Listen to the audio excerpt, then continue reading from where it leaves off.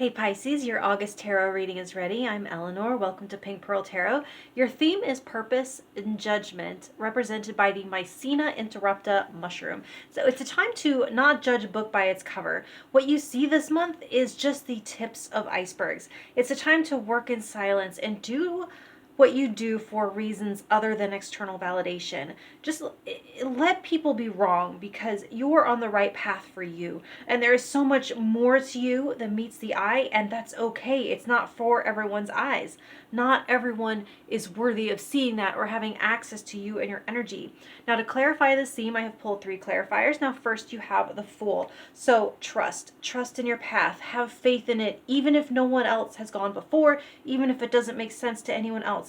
The math of you might not add up to others. It might be confusing to others.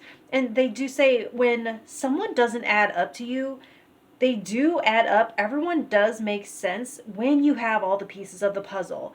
So when someone doesn't, you just don't have all the information. There's a missing piece you don't know about that person. There's factors you don't see. And so your path might not be mapped out for you all the way to Z, that someone else can co-sign on it. That's not your problem though. So just take the first step.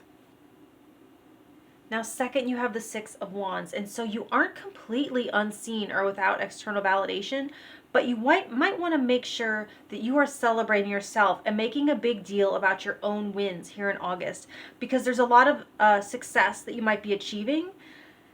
Just don't dismiss it or diminish it because it doesn't match someone else's definition. Someone who has no earthly idea of what you have gone through to accomplish that. Now, third, you have the 6 of Swords. So there is peace for you, and you move into August out of a more stormy time, more peace of mind, more harmonious energy. And you're achieving that by keeping a lower profile. You know, like in a tornado, they say to get underground or get as flat to the ground as you can, or to avoid being tossed around at sea. What you do is you lower your sails and you tie everything down. So like I said, do your thing and focus on the thing. See it and experience it from your own perspective. Don't try to see it from the outside looking in or waste energy managing other people's perceptions. Now, getting into your week-to-week forecast, week 1, you have the 6 of Cups. So a potentially nostalgic time. Reunions are possible here, homecomings, simplicity and back to basics, simple pleasures, simple joys, acts of kindness, youthful spirit, maybe feeling a little younger or connecting to people from your past who take you back and you feel that age again. Week 2, you have the Chariot. Here's that 6 of Wands, success and victory. You're leveling up and you're harmonizing disparate parts of yourself to finally focus on a single goal without distractions or competing interests. You can make great strides and progress during that time if you tap into this Fool energy and just go full tilt into what you consider your calling and totally divest yourself from what other people would do. Now, week 3, you have the 8 of Cups, and so you're searching for more here. Something has reached its limit of satisfaction for you, and you're questioning if that's all there is to be had here. It's an energy of seeking, but also of sacrifice. So in order to find the more that you desire, you might have to detach from the not enough thing. And some people are too afraid of having nothing. They're so afraid of having nothing that they're fine holding on to the bare minimum. And that's the question being posed to you here at this time. Now, week 4, you have the 7 of Cups. You're dreaming big and visualizing your next moves as you move into September. You do have many options to weigh. And with this Mycena interrupta theme you have going, try not to get too starry-eyed from the shiniest and biggest things.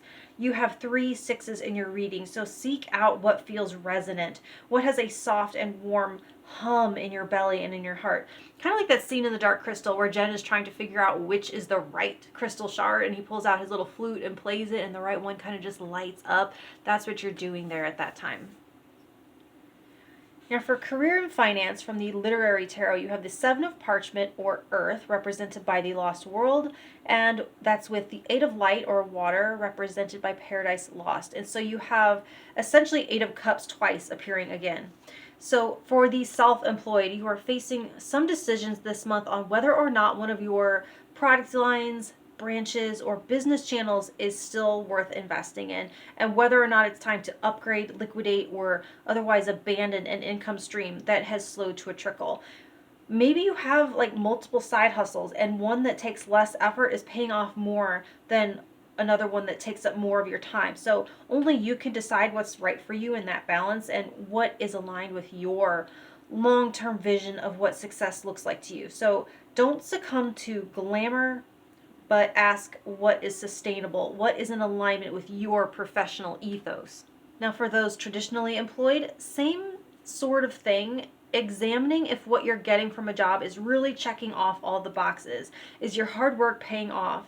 And not necessarily only financially, because so many of us think we're essentially underpaid. We're all underpaid.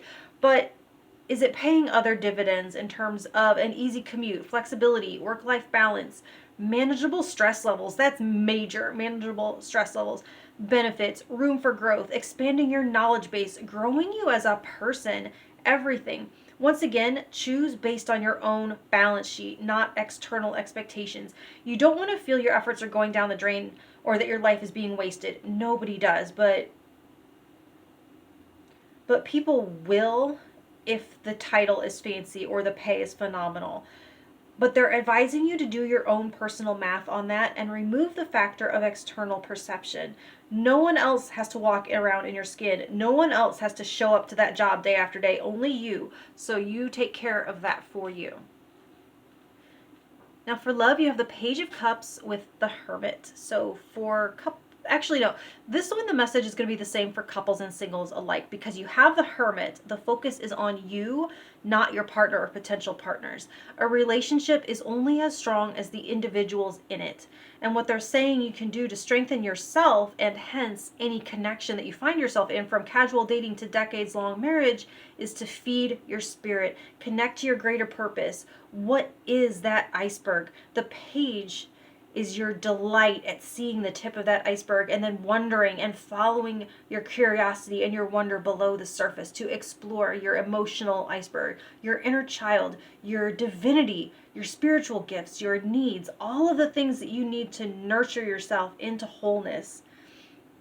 And that makes you unexploitable, unmanipulatable, and it makes you able to be open and vulnerable and trusting. All of the stuff that makes for good, gooey melting into another person in that healthy and delicious way. Now, finally, I have an affirmation for you for August, and it says, the door that closes for me is the wrong door. The door that opens for me is the right door. And yeah, with that 8 of Cups twice, you are walking towards new doors. All right, the cat says it's time to quit. That's what I have for you, and I will talk to you next month. Thank you.